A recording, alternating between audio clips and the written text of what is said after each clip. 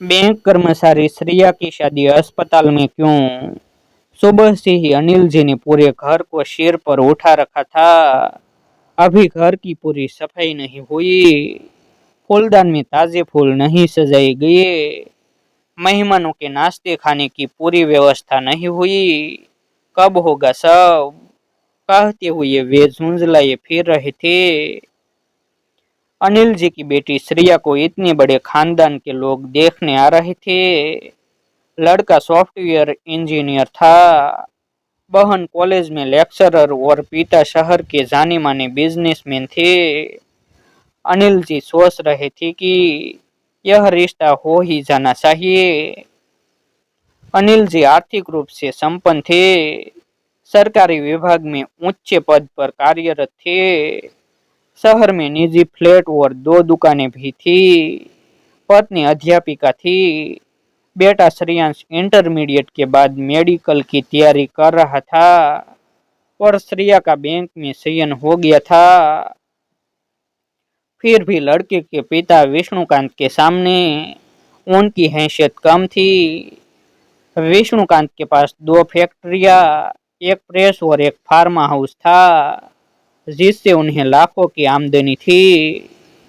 इसी कारण से उनके स्वागत सत्कार को लेकर अनिल जी काफी गंभीर थे।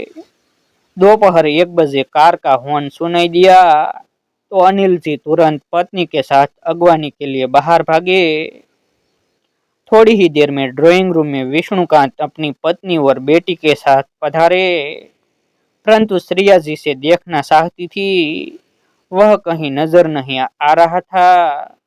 तभी जोर जोर से हंसता, कान पर हेडफोन लगाए एक स्टाइलिश युवक अंदर आया। लंबे बाल, बाहों पर टैटू, स्लीवलेस टी शर्ट और महंगी जींस पहने वह युवक अंदर आते ही अनिल जी और उनकी पत्नी को हेलो कहकर सोफे पर बैठ गया। श्रेया, माँ ने आवाज दी तो श्रेया नाश्ते की ट्रे लेकर ड्राइंग रूम में पहुंची। बैठो बेटी, कहकर विष्णुकांत की पत्नी ने उसे अपने पास ही बिठा लिया। उन्होंने परिचय कराया, प्रतीक इससे मिलो, यह है श्रेया। ओह, तो प्रतीक है इसका नाम। सोचते हुए श्रेया ने उस पर एक उड़ती नजर डालकर बस हाय कह दिया। खुशनुमा माहौल में चाय नाश्ते और लंच का दौर चला।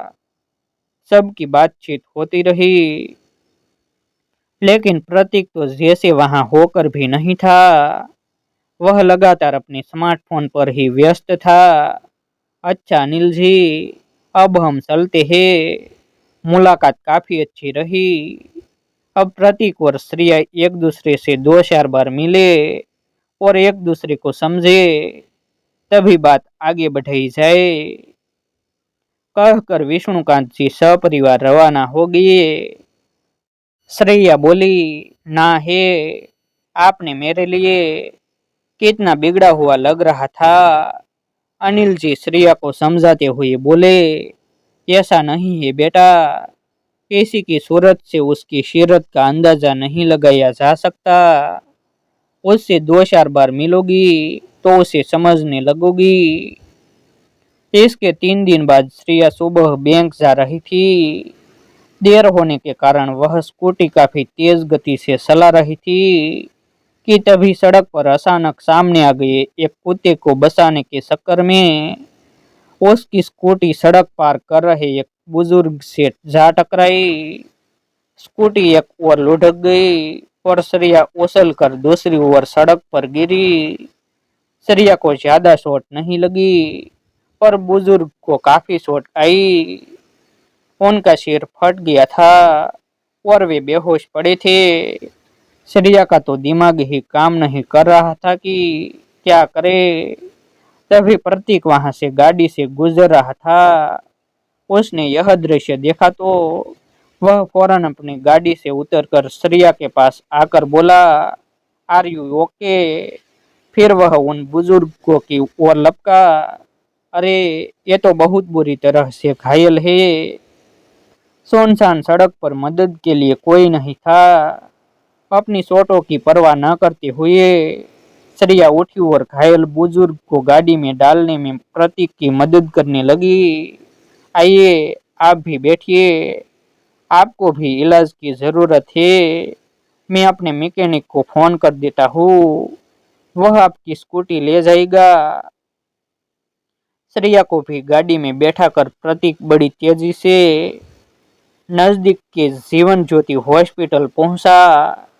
डॉक्टर अंकल, एक एक्सीडेंट का केस है, घायल काफी सीरियस है, आप प्लीज देख लीजिए। डोंट वरी प्रतीक बेटा, मैं देखता हूँ। डॉक्टर साहब ने तुरंत घायल का उपचार शुरू किया। एक जूनियर डॉक्टर श्रेया के जख्मों की मरहम पट्टी करने लगा। प्रतीक जाकर कैंटीन से 2 कप चाय ले आया। चाय पीकर श्रेया ने राहत महसूस की। हेलो पापा, मेरा एक छोटा सा एक्सीडेंट हो गया है, पर आप चिंता न करें, मुझे ज्यादा चोट नहीं लगी, पर एक बुजुर्ग को काफी चोटें आई है। आप जल्दी से आ जाइए, हम यहाँ जीवन ज्योति हॉस्पिटल में है। श्रेया ने पापा को फोन पर बताया।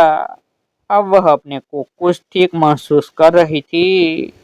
थैंक यू वेरी मच, आपने एन वक्त पर आकर जो मेरी मदद की है, उसके लिए तो धन्यवाद भी काफी छोटा महसूस होता है। मैं आपका यह एहसान जिंदगी भर नहीं भूलूंगी। अरे नहीं, यह तो मेरा फर्ज था। मैंने डॉक्टर अंकल को कह दिया है कि वे पुलिस को कंफर्म न करे। हॉस्पिटल में सब मुझे जानते हैं। मेरे पिता इसी हॉस्पिटल के ट्रस्टी है। तभी अनिल जी भी पत्नी सहित वहां पहुंच गए। श्रेया ने उन्हें घटना की पूरी जानकारी दी तो वे बोले, प्रतीक बेटा, यदि आप वहां न होते तो बहुत मुसीबत हो जाती। Thank you very much. Anil ji doctor से बोले, इन बुजुर्ग के इलाज का पूरा खर्चा मैं दूंगा। प्लीज इनसे रिक्वेस्ट कीजिए कि पुलिस से शिकायत न करे। डोंट वरी अनिल जी, विष्णुकांत जी इस हॉस्पिटल के ट्रस्टी है, आपको कोई पैसा नहीं देना पड़ेगा। डॉक्टर साहब मुस्कुराते हुए बोले। अगली शाम श्रेया कुछ फल फूल लेकर बुजुर्ग से मिलने हॉस्पिटल पहुंची।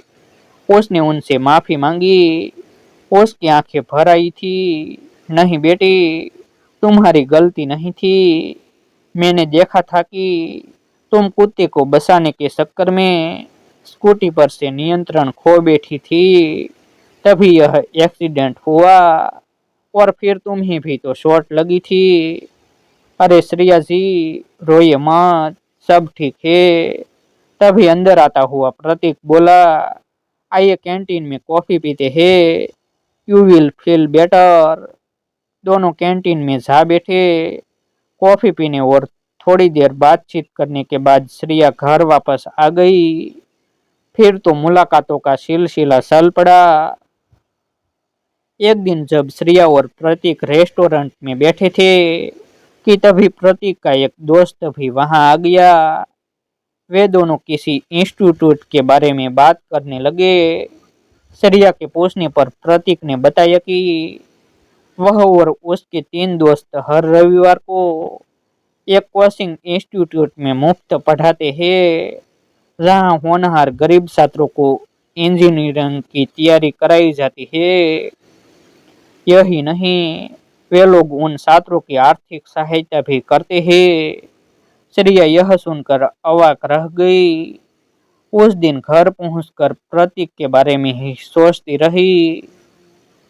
सुबह काफी शोरगुल सुनकर उसकी आंख खुली तो बाहर का नजारा देखकर उसकी जान ही निकल गई। उसने देखा कि पापा को खून की उल्टी हो रही है और मम्मी रो रही है। श्रेयांश किसी तरह पापा को संभाल रहा था। किसी तरह तीनों मिलकर अनिल जी को अस्पताल ले गए। जीवन ज्योति हॉस्पिटल के सीनियर डॉक्टर उन्हें देखते ही पहचान गए। तुरंत उनका उपचार शुरू हो गया। श्रेया को तो कुछ समझ नहीं आ रहा था कि पापा को अचानक क्या हो गया। उसने प्रतीक को भी फोन कर दिया था। आधे घंटे में प्रतीक भी वहां पहुंच गया। डॉक्टरों ने अनिल जी का ब्लड सैंपल लेकर जांच के लिए भेज दिया था और शाम तक रिपोर्ट भी आ गई। रिपोर्ट देखकर डॉक्टर का चेहरा उतर गया। प्रतीक को कुछ शक हुआ तो वह वार्ड में अलग ले जाकर डॉक्टर साहब से रिपोर्ट के बारे में पूछने लगा। डॉक्टर साहब ने अनिल जी की ओर देखा और उन्हें सोता समझकर धीरे से बोले, अनिल जी को ब्लड कैंसर है, वह भी लास्ट स्टेज पर। अब कोई इलाज काम नहीं कर सकता। प्रतीक को बड़ा धक्का लगा। उसने पूछा, फिर भी अंकल क्या चांसेस है? कितना समय है अंकल के पास? बस महीना या 15 दिन, वे बोले। तभी आहट सुनकर दोनों ने पलट कर देखा।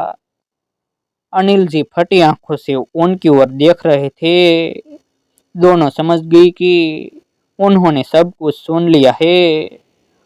अनिल जी की आंखों से आंसू बह निकले। ओह, यह क्या हो गया? अभी तो मेरे बच्चे ठीक से बड़े भी नहीं हुए। अभी तो मैं श्रेया को डोली में बैठाने का सपना देख रहा था। अब क्या होगा?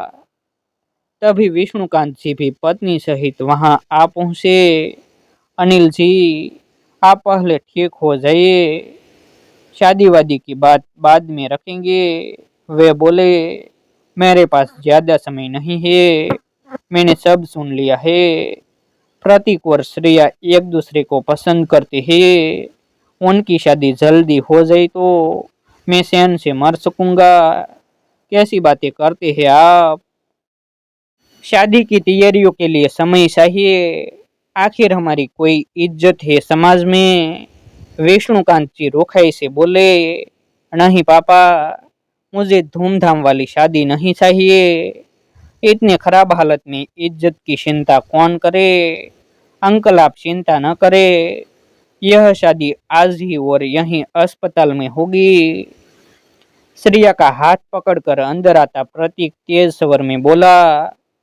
श्रेया हैरानी से प्रतीक का मुंह देख रही थी कि तभी हॉट बॉय के मोबाइल की रिंगटोन बज उठी। दिल को देखो, चेहरा न देखो, दिल सच्चा और चेहरा झूठा। श्रेया के होठों पर फीकी मुस्कान दौड़ाई। पापा सच ही कह रहे थे कि किसी की सूरत से उसकी सीरत का अंदाजा नहीं लगाया जा सकता। देखने में मॉडर्न प्रतीक कितना संवेदनशील इंसान है। प्रतीक के तेवर देखकर विष्णुकांत जी भी नरम पड़ गए। पूरे अस्पताल को फूलों से सजाया गया। वार्ड में ही प्रतीक और श्रेया की शादी हुई। अस्पताल का हर कर्मचारी और मरीज इस अनोखी शादी में शामिल होकर खुद को गौरवान्वित महसूस कर रहा था।